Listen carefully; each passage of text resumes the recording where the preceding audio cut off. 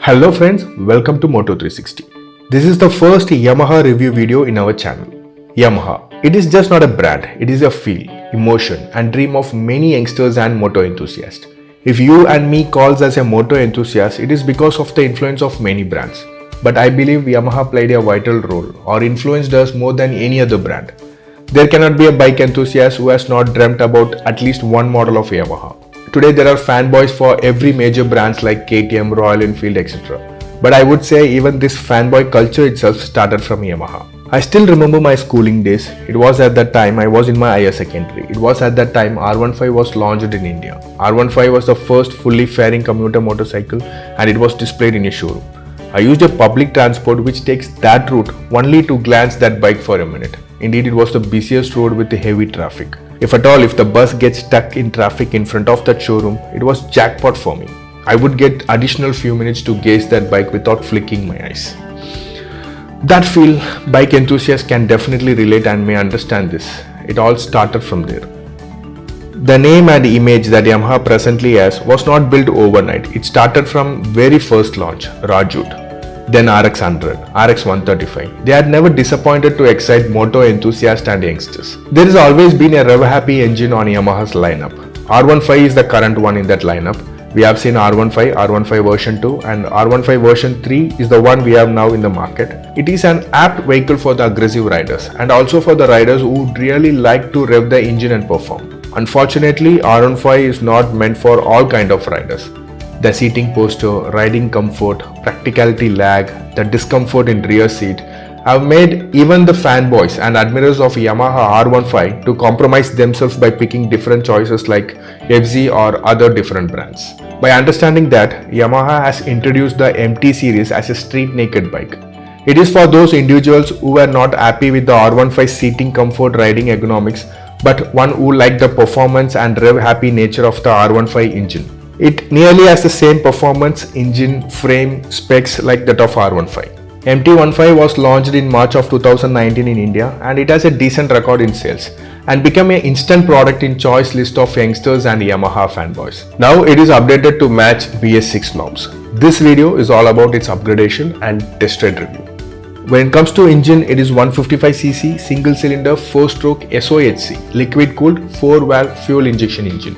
Unfortunately, power and torque output has been decreased to match BS6 norms. The power is now 18.5 PS at 10,000 RPM, which is 0.8 PS lesser than BS4. And torque is 13.9 Nm at 8,500 RPM, which is 0.8 Nm less than BS4 version. But still, MT15 has a best power and torque output in 150cc segment. To talk about the suspension, front fork is 41mm telescopic and rear fork is monocrossed linked type. The chassis of this vehicle is also the same Delta box frame chassis as that of R15. This is Yamaha's proven chassis and really enhances the performance of this bike too. It comes with 6-speed gearbox. And about the brake, it has 252mm disc bi-brake caliper at front and in the rear it has got 250mm disc Nissin calipers. It has also got assistant slipper clutch with single channel ABS. It has no ABS on the rear. If Yamaha had provided dual channel switchable ABS, it would have been more worth for this price. The front tire is 100/80 17 inches and the rear is 140/70 17 inches. The tires are tubeless. In this version, rear tires are updated with the radial profile tire, which in turn also supports the performance of the bike. The other upgrade is the side stand sensor. You can start the engine, but it will turn off when you put the first gear when side stand is on. This is a very good safety feature. The fuel tank is 10 liters, which could be very small and not convincing for touring enthusiasts, but it is okay for urban and city rides.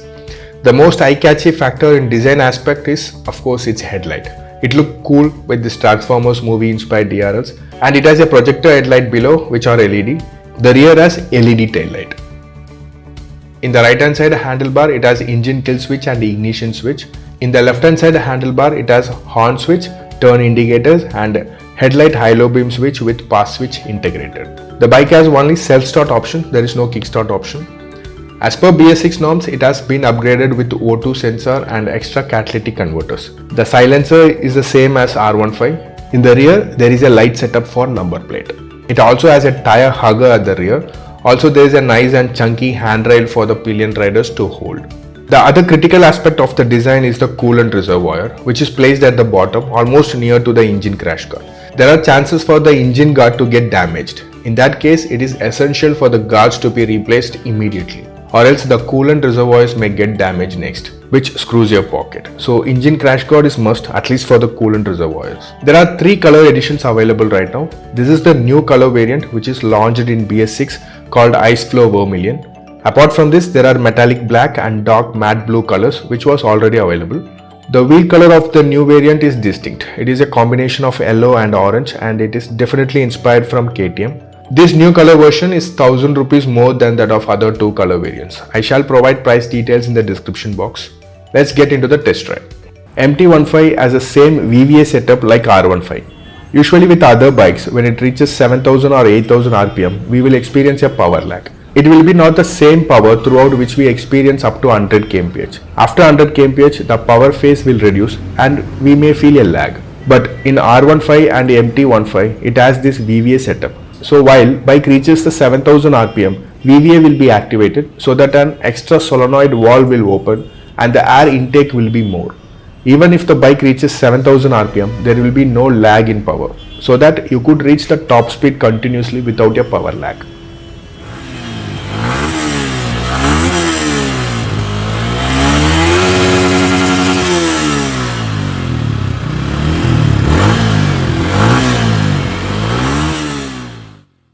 My height is 5'10" and as you see I am comfortably seated. It will also be comfortable for the riders who are 5'3" and 5'4". However, it is not comfortable for pillion riders if they have to sit for a long time. The position of the handlebar is upright, but the foot has to be placed slightly on the rear, which seems to be a little aggressive posture.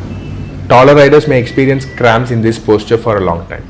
The tank has a nice cut so you can tuck in your legs and it is handy while riding. The instrument console is fully digital and it's a negative LCD display. However, the visibility is good both at day and night times. It has speedometer, tachometer, odometer, 2 trip meters, clock, fuel gauge, fuel level indicator and gear position indicator. It also has the neutral indicator, ABS indicator, engine malfunction indicator, high beam indicator, engine temperature indicator outside the display. There are 2 switches, one to select and the other one to navigate, which is very easy to operate even with the gloves on.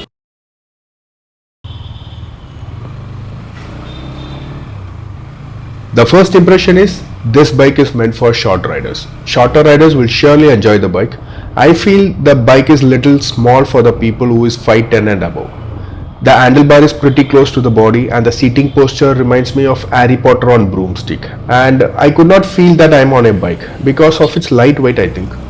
The low end torque is better when compared to R15. There could be a small lag in the low end torque in R15, but MT15 gets this phase very quickly. And it is apt bike for city traffics. In R15 we will feel the performance after 3000 RPM. However, in MT15 we will feel this performance early itself. I mean from the start. The torque is excellent. Excellent in the sense, not in the numbers. The torque is sweet. You can see now I am cruising in 4th gear at 30 to 35 kmph. So it will be a hassle-free riding experience in traffic. You do not have to shift gears frequently. Also the gear shift is butter smooth. Hardly we can find false neutrals. Additionally, there is assistant slipper clutch, so while you do a quick downshifting, there will be no engine knocking. And it also has a dual throttle cable, so the throttle response is precise, quick and peppy. This lightweight, excellent throttle response and the pickup altogether make this bike an aggressive machine.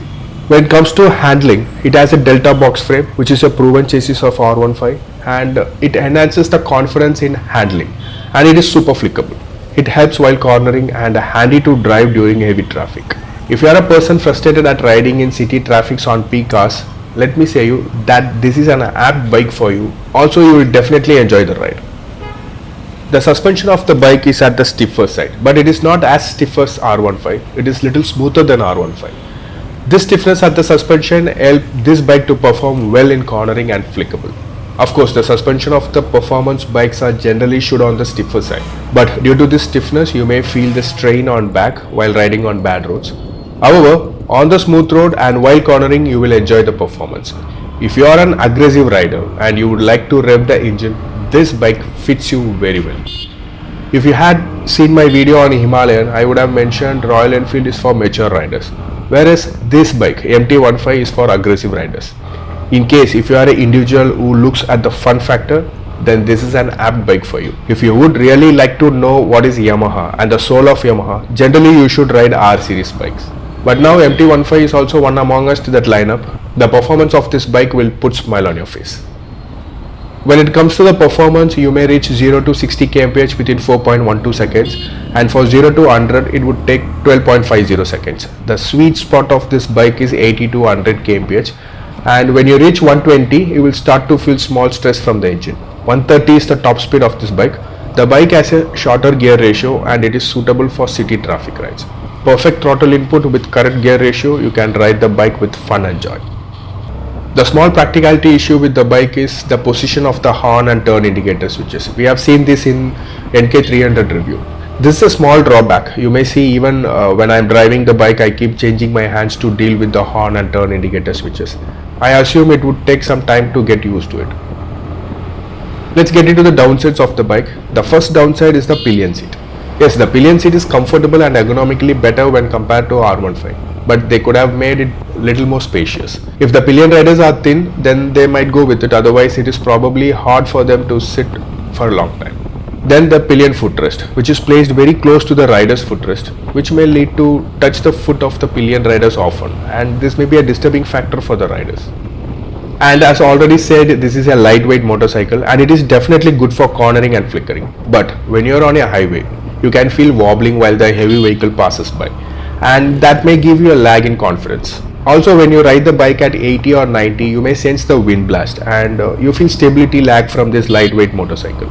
So altogether, for touring or for the highway rides, you need extra care and skill.